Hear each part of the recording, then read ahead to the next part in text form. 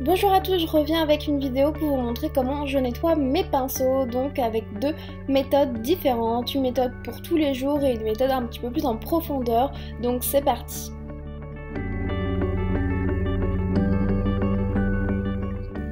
Donc je commence avec la méthode classique tous les jours, vraiment pour nettoyer très rapidement.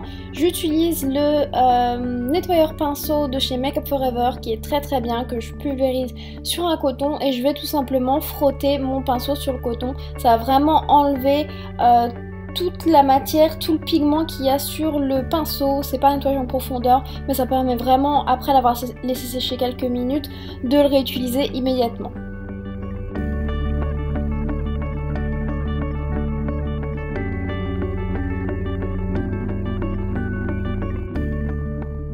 Pour terminer, vraiment de démaquiller bien le pinceau et enlever l'excès de matière, donc l'excès nettoyant pour pinceau Make Up For Ever, je les passe tout simplement dans un petit mouchoir classique et après je peux les réutiliser. À nouveau, ils sont vraiment propres, pas totalement propres puisque ça vaut pas un nettoyage en profondeur comme je vais vous le montrer ici. Donc moi je le fais 1 à 2 fois par semaine, ça dépend au niveau de quel pinceau. Donc je mets tous mes pinceaux sales dans ce pot Ikea dans ma salle de bain pour pas tout mélanger en fait. J'utilise un savon pour les mains, donc un savon assez doux, ici Yves Rocher, mais peu importe. Je vais d'abord mouiller mon pinceau, toujours la tête vers le bas pour pas que l'eau s'infiltre dans le manche. Et je vais prélever un petit peu de matière au creux de ma main et après je vais travailler vraiment avec mon pinceau, vraiment pour bien l'imbiber. Pour les pinceaux assez denses, avec beaucoup de poils comme celui-ci, je fais cette étape en fait 2 fois pour vraiment bien le nettoyer en profondeur et je n'hésite pas à le rincer et à recommencer autant que nécessaire.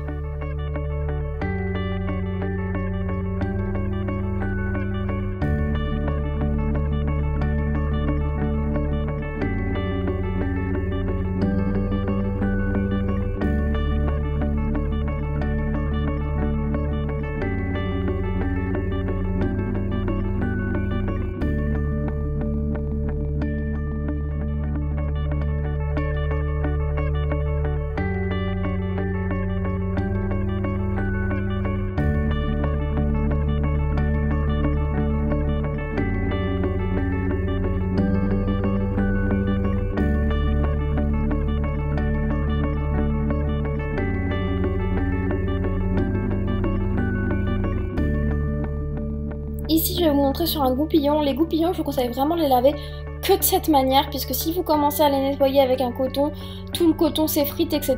Donc là vraiment c'est très simple, vous prenez un petit peu de matière et vous le frottez. En plus ça sèche très vite donc il n'y a pas de souci. Et je vais vous montrer aussi avec un pinceau aux yeux, donc ici un 217 de MAC. Pareil, je prends un petit peu de matière au creux de ma main et je vais vraiment travailler en fait bien dans le creux. Je trouve qu'il n'y a pas besoin de matériel spécifique, je trouve que la main fait déjà bien l'affaire. Je n'hésite pas aussi à vraiment travailler au bout des poils. Je le rince toujours la tête en bas pour pas que l'eau s'infiltre dans le manche.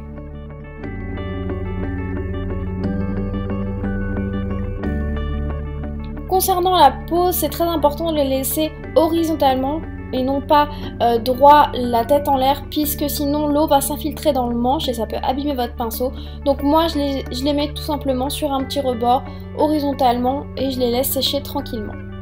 Pour certains, je mets des blush guards. Donc des blush guards, c'est tout simplement des petits filets en plastique comme ceci qui va bien maintenir les poils du pinceau. Ici pour le 217, c'est pas obligatoire, mais bon, vu le prix du pinceau, je le mets quand même. Et pour certains autres de mes pinceaux, surtout pour les yeux, j'en mets de temps en temps pour garder bien la forme du pinceau. Voilà pour le petit tutoriel, j'espère que ça vous aura plu et surtout aidé. N'hésitez pas à vous abonner pour suivre toutes les prochaines vidéos. Je vous fais plein de gros bisous et à très bientôt.